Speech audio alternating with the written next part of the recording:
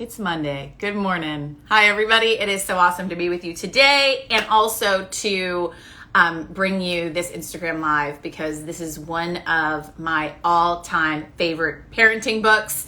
And I'm pretty bad at reading parenting books, I'll be honest. It's really hard when you have two little kids to find the time, but I think it's really, really important to find great parenting support. And mine has been Parenting with Love and Logic.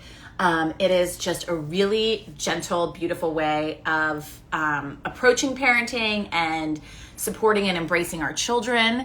And I am so thrilled to welcome Charles Fay onto All Good Things to talk about this. He is the president of the Love and Logic Institute, which was born from this beautiful book written by his father, Dr. Fay. You're frozen, but I'm going to give you a second. Okay. There we go. I see you. Hi there. It's a pleasure to have you on. Well, happy Monday. Good to be with you, Lynn. Happy Monday indeed. I was just raving about how much I love your book, how much I rely on it as a parent. And I described it as gentle because I think that it's a really gentle way of approaching parenting. It's also been world recognized as really a successful, it was written by your father, which I did not realize. Yes. I was one of the Institute. I was one of the guinea pigs. Yeah, that's why I became a psychologist, is to figure out what happened to me when I was a kid. But it is gentle. I loved that you said that. I read that about you, that you described that you were that guinea pig for this book, but in the end, you loved your mom and dad for it. Describe for me a little bit, just growing up for you, what were their parenting styles and how do you think your dad developed Love and Logic? Well, my mom and dad, which are wonderful people, my dad lives next door to me and he's just as sharp as a tack to this day. But they were major helicopters and drill sergeants when I was a little kid. That's the way they were raised. They did a lot of yelling and reminding and rescuing and ranting and raving and begging and pleading and all those things that we tend to do when we start to lose patience. And it came out of necessity, where my father was a school principal and he was working with Dr. Foster Klein, and they wanted a better way. And they worked really hard doing research, working with kids, and they came up with this Love and Logic, which in a nutshell is really about being very gentle and kind, but also being strong and firm. And that's important. Mm-hmm. And that strong and firm, I mean, it's really something that parents struggle with, discipline and how to discipline, when to discipline, right? And how far to take it. You know, there's sometimes when, children crave control and you have to understand and learn when it's appropriate for them to have some control so that they feel like they have something, but then to guide them when they shouldn't have control. I say sometimes, mommy has rules. We have rules for a reason. These are you have to follow these rules. Talk to me a little bit about how he developed this philosophy of parenting. Initially what we started to discover, what he started to discover was that kids do need control, but they also need limits. It's like we really don't have any freedom if we don't have responsibility. That's been looked at for a long time, okay? And so what we discovered was that all human beings do crave control. And so we want to give it to them when it's really good for us and them, mostly with little kids over small stuff. And so you want juice or milk? Do you want to wear this shirt or this shirt? So lots of choices within fairly tight boundaries. Do you want to go now or in 5 minutes? And of course, you always ask that 5 minutes before you want to leave. Okay. And a teenager, are you going to be home? Who's driving? Are you going to be home by 9 or 9:30 tonight? You decide, well, how about 11? Oh, nice try, honey. Lots of empathy, lots of love, but, and what did I say? So pretty firm. Mm-hmm. And, one of the biggest things that, just to get real practical with everybody who's joining us, how do we deal with kids who argue or whine? Because that's such a practical issue. And we want to leave people with things they can do when they get off of this live event, things they can actually do. And so when your kids argue or talk back, lots of empathy and just keep it simple. Oh, I love you. And what did I say? Just keep repeating that. And what did I say? But I want to go. And what did I say, honey? But you're a mean mommy. I don't want you to be my mommy anymore. They say horrible things like that, They right? do. Like, And I hate you. oh, I want a new mommy. oh yeah. And what did I say? Or none of my friends have rules about Instagram. And what did I say? And so if you can keep that empathy and that consistent repetition of that, you can be loving, but have a firm boundary, and that's what kids crave. It takes an insane amount of patience.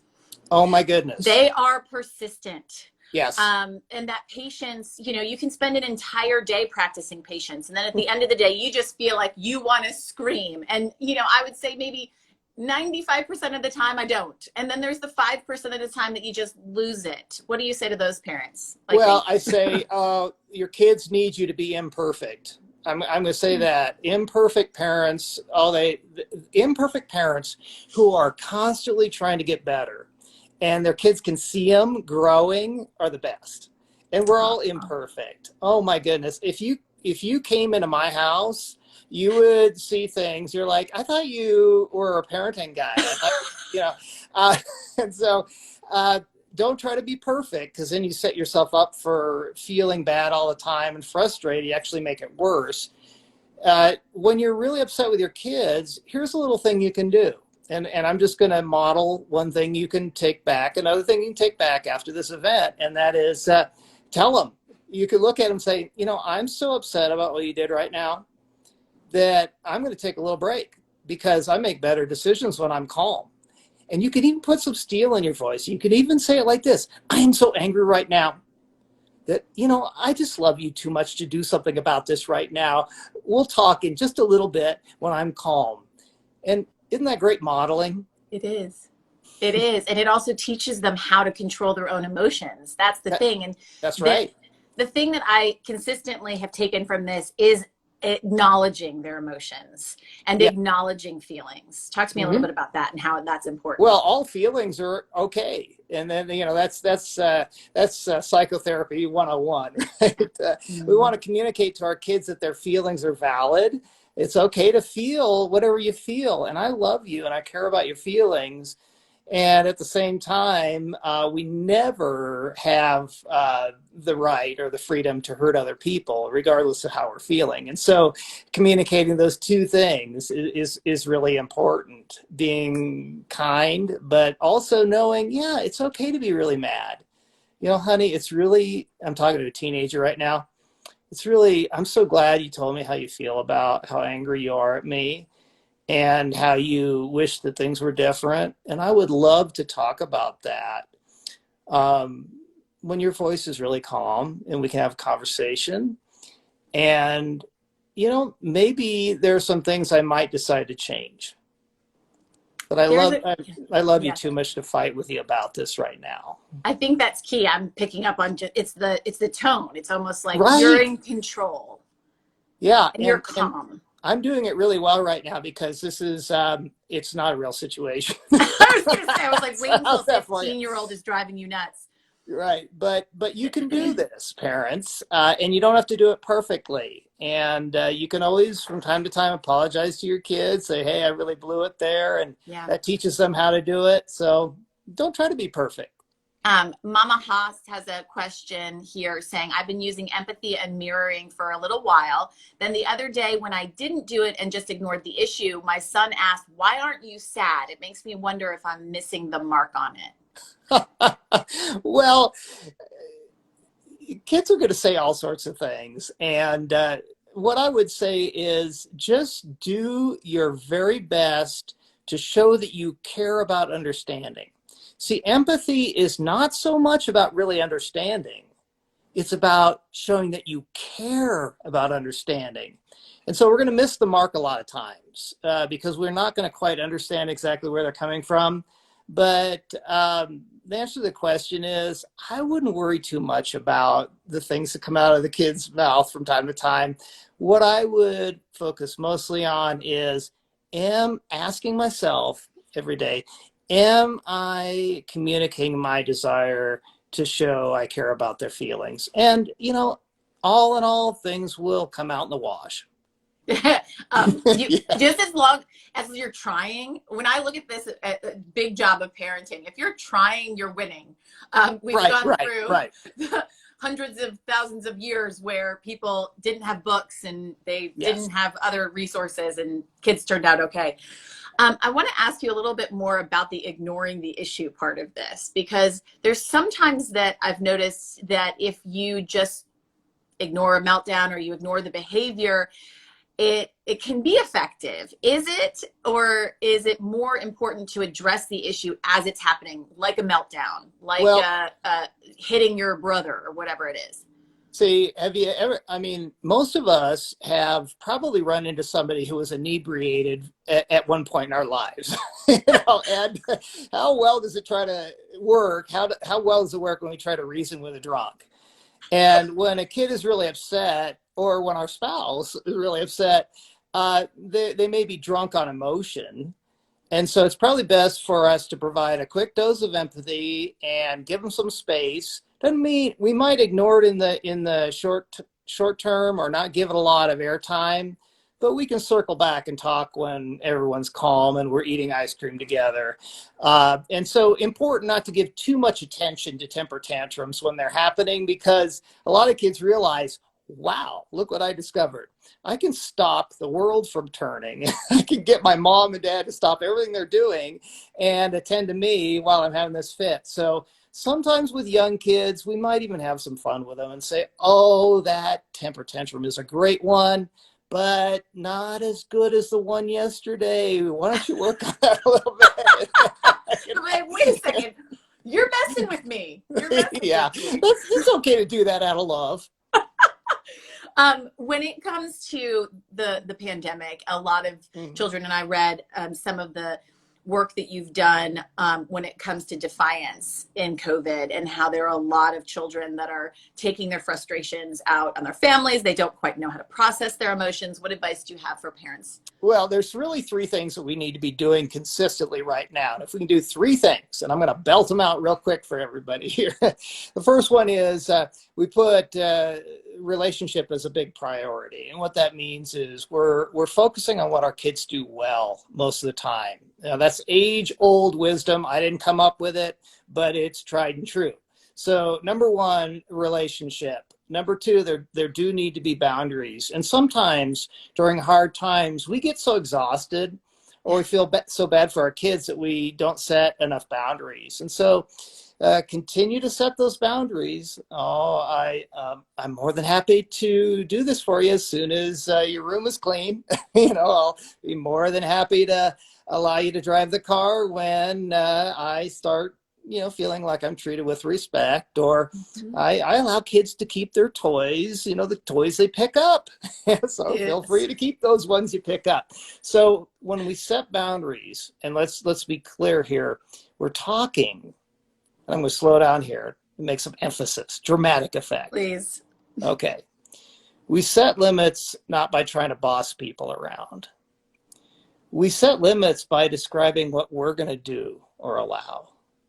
So instead of saying, quit whining, right, which is tempting to say, oh, I'll be happy to play the game with you as soon as I hear, a voice that sounds like mine, okay? Much more effective than bossing kids around. And then the last piece, these three things are resiliency. So number one, review, relationship. Number two, the good boundaries. And number three, make sure that they're contributing to the family in the form of doing chores and good things for you. The third element is kids feel strong when they're doing good things for other people and their families. And so really the best way to feel good is to do good. So make sure that they are doing lots of nice little contributions for you. We call them contributions, not chores, because kids yearn for them. They need to contribute. So, a little kid as young as 5 can start cooking one meal per week for the family. They need some help. 5 years old? Yeah. Oh, yeah. It might be peanut butter sandwiches. And they might taste pretty bad. You know, I mean, it might not be very good, but the sweet tasting thing is you have kids who feel good about themselves and they know how to do stuff. Yeah, So, and they feel that right. part of a family, that they've done something, a sense of accomplishment. We all want to be part of a team. And that's one of the big needs that's missing for a lot of kids and people right now is maybe we don't feel like we're so connected to people. So let's make sure that, as strange as it sounds, they're doing plenty of little jobs around the house so that they feel connected. That's so awesome.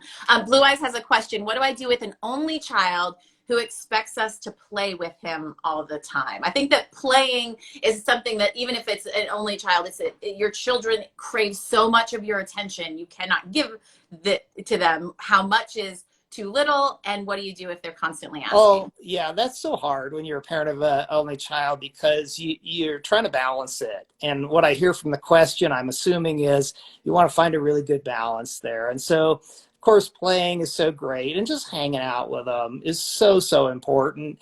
And I would err on the side of, if I was going to err on one side or the other, I do too much of that, okay, until I found out they were acting like a brat. And then I'd say, okay, maybe I'm, overdoing it. See, you can correct overindulgence a lot easier than you can correct underindulgence, right? And so a little kid is just maybe used to too much attention. Oh, you can pull back, and they won't like it. They'll be mad and upset, but you can pull back by saying things like, now it's my turn to have time with your dad, or time with your mom, or time for myself. And so what do you think you're going to do to have some time for yourself? And maybe teach them some things that they can do by themselves. Expect them not to like it. But again, I have to say, a lot of these things, and I'm going to just admit something. I haven't figured it out. I mean, we still have one child at home, kind of like a only child. We have three, but I haven't figured it out. But if you err on the side of love, and then you start seeing that the kids need more boundaries, you can take that cue and roll with it. And you'll never figure it out totally, but that's okay. I think that's such an important thing to admit, because as parents, we crave the answer. Oh, yeah. I learned this just in the newborn days. I'm like, I don't understand. What you need to just give me the answer. I'm like type A, give me the problem.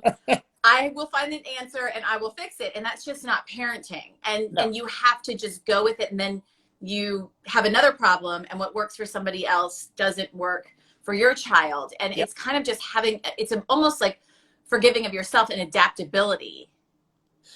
That's so true. And yeah, it's demonstrating grace towards yourself so that you can demonstrate it towards your kids. That's such a good point too.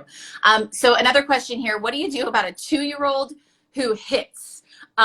This was something that we went through from 1.5 years to 2.5 and tried a million different things. And then I'll share what worked for us, but I want to hear what you have to say first. Okay. Well, first of all, being really consistent with this little signal. Uh-oh. See, what that does is it essentially, it keeps us from saying other things that are less effective. I'll put it that way. And it becomes a little signal for the kid when we pair it with some loving action. So, and then maybe we scoot them over to their playpen, and they have to stay there until they're calm. And we don't talk to them while they're in there. And then we let them out and we hug all over them. And right away when they hit, and it's just it's kind of a mindless thing in a way, but if we think too hard, sometimes we're not as effective. So real repetitive. Looks like a little high chair time, a little seatbelt on, and they're sitting in their high chair having a fit, and it's okay for them to kind of be bored. And then when they rejoin you and they're calm, there's no lectures, no threats. It's just, oh, I just so glad you're back with us. And then as soon as they hit again, now, of course, we want to be paying attention to prevention. So if there's some trend we're seeing that's creating this, of course, we want to try to eliminate it before it happens. But we call that little technique the uh-oh song. And I have to say, with thousands and thousands of parents all over the world will tell me, now all I have to do is say, uh-oh, and the kid stops. And we can enjoy each other. We don't have to be fighting over it. Okay, now I'm going to try that every time he hits his brother. I tried everything, literally everything. We had a gentle hands chart. We did show me your gentle hands. We did rewards. We did, I could go through on and on. In the end, after a year, I just took away a toy and I took it to Goodwill. And I said, we're taking a toy to a child. Every time you use not gentle hands, we're giving it to a child that doesn't have a toy. And that was the only thing that worked. Is that terrible? Well, no, because, if I start hitting people, if I develop that habit, somebody's going to take away all my toys. And put you in jail. Yeah. And so, and that's such a great point, Lynn, that there's so many times where we just want to ask ourselves, what is a significant consequence, because this is a serious issue, that would kind of mimic what might happen to somebody as an adult, and we apply it with empathy. See, even if we have to use a big consequence, if we can be loving while we're doing it, this is so sad. Been hitting your brother, I provide these toys for kids who are sweet to other people. But I want them back. And that's when you want to give in, right? The big lip on the bottom, the little bloody tear, murder screams. No. Oh, yeah. And that's when you just have to grab a hold of yourself inside and say, oh, I'm going to pay now or pay bigger later on. So let's pay now when the price tag is small. The follow through is so important. Right. Marina, Home Loan Simplified, says, I co-parent. How do I balance out my ex-husband that spoils my 8-year-old? Oh, it's such a common question. Yeah. And the key is to focus mostly on what you're doing and say to yourself, here are my values for parenting, and write those out. I'm going to encourage you to put those on paper. Write out your values, and that's just for you. Okay, nobody else. And so those are your roots. Okay, so when it gets breezy and gale force winds come up because life gets hard, you have those roots and you can go back to those. And then be as consistent as possible and expect the kids to be upset and say, well, Dad lets us, and that's when you say, and that's because he's different. It's just different there. Memorize the word different. And, we're not saying it's better or worse. It's just different. Well, I like it better over there, which is just, it just gets us. And, well, honey, I'm so glad you enjoy it over there. And again, we're different here, and this is what I expect. And the more consistent you can be, the less pushback you get from the kids, but it takes a long time for them to learn, and it's going to be hard. I mean, exactly. That's that. Yeah. But it's just going to be hard. You can do it, and the kids will respect you for having those boundaries. And the other thing I took away from Love and Logic is that you really have a reminder that you are the parent. So as many times as you just want to throw the fit yourself and you want to just bicker and negotiate, that you are the parent and that you really have this responsibility of handling it in that gentle way. Maria is saying, my 9-year-old struggles with order. She leaves everything without finishing it. How can I address that? Oh, yeah. Well, you can start having some little training sessions with her where she doesn't get to start something new until she has completely finished something else. Yeah, you can go on to something new, or you can have such and such as soon as you've finished with what you've done before. And it oftentimes takes some little repetition over that issue. Yeah. Repetition seems to be a consistent theme as well, that you have to they have to know what they're getting. They have to sort of have something consistent, and that when you do something the same way every time, it resonates more with them. That's right. And sometimes we forget that we're all still misbehaving as adults. I mean, we all struggle with learning life's important lessons. And then sometimes we think, well, if I just do this one or two times, my kids will get it. Well, their brains are still developing until they're, young adults. And so we should expect that they're going to make a lot of mistakes. And I want to emphasize a point here to all of you. Love and Logic is not about really keeping our kids from making mistakes. It's actually about hoping and praying they make lots of them when they're little. Mm-hmm. And when the price tag is small. And I know everybody out here who's participating has known somebody who maybe didn't get to make enough small mistakes when they were younger, or they weren't held accountable for those. And now they're adults, and their lives are really painful. So let's do the learning when the kids are little. So it's not about saying to yourself, I'm a bad parent when my kid makes mistakes. It's about saying, oh, yay, opportunity for my kids to develop some good wisdom before the price tag is really big.